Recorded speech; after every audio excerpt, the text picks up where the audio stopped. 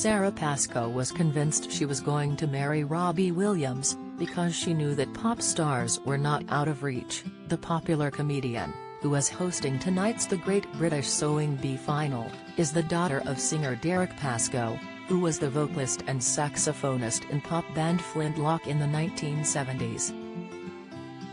The way her parents met wasn't conventional, as her mum spotted her dad on TV when she was 13 years old and fell in love. She basically stalked him, even sleeping outside the studios where my dad was recording, Sara told the Coventry Evening Telegraph in October 2014. I have photos of him giving her his autograph. And then they fell in love and got married. So of course that's how I thought you got a boyfriend. It took me a long time to realize otherwise. The Mock the Week star, 41, believed this method would work with her crush and spent all her time as a teenager trying to meet Robbie. Get the news you want straight to your inbox. Sign up for a Mirror newsletter here. She was even offered as a backing singer in Nottingham for Pete Conway, Robbie's dad, when she was 19. Sara added, I didn't plan it, but I thought it was divine providence. I thought this is it, I'm going to meet Robbie. I never did meet him though. Thankfully she did manage to move on and started dating fellow comedian John Robbins from 2013 until they broke up on Christmas Day in 2016. The pair would both go on to perform hilarious stand-up shows about the breakdown of their relationship. Sara cracked gags about their split during her 2017 show Lads Lads Lads at the Edinburgh Festival Fringe, while John's show The Darkness of Robbins also focused on their separation. It seems comedians are definitely Sara's type, as she went on to start a relationship with Aussie joker Steen Raskopoulos after meeting at a comedy festival down under in 2018. In an interview with The Big Issue, Sara admitted the pairing was initially kind of my mum's worst nightmare because she became convinced her daughter was about to move to Australia. She added, I've done the opposite to my dad. He married an Australian, I've stolen an Australian back. In an interview with The Guardian, Sara described how women get a lot of stick for only coupling up with comedians, including being called horrible names like gag hag. But she said, the reason I forgive myself is that I used to do gigs 7 days a week, I didn't have a social life, and what tends to happen is that people have a drink after work, which means you're up quite late with people.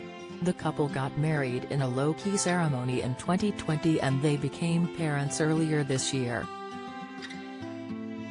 Sara announced she was expecting a baby last year when she told a fan on Instagram that she was 5 months pregnant at the time of filming the Sewing Bee Christmas special.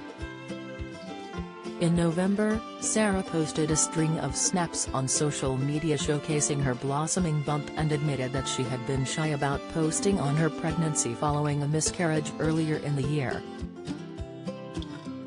She then explained that she conceived via IVF as she opened up in the caption, telling fans, "Love these pictures by @pushgilby from last weekend's gig at Woolwich Works and felt a lot of feelings at seeing my bump so big and proud.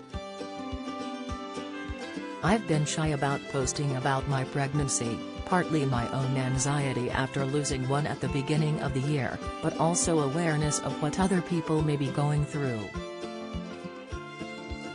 There can be so much sadness felt alongside the happiness and luck of others.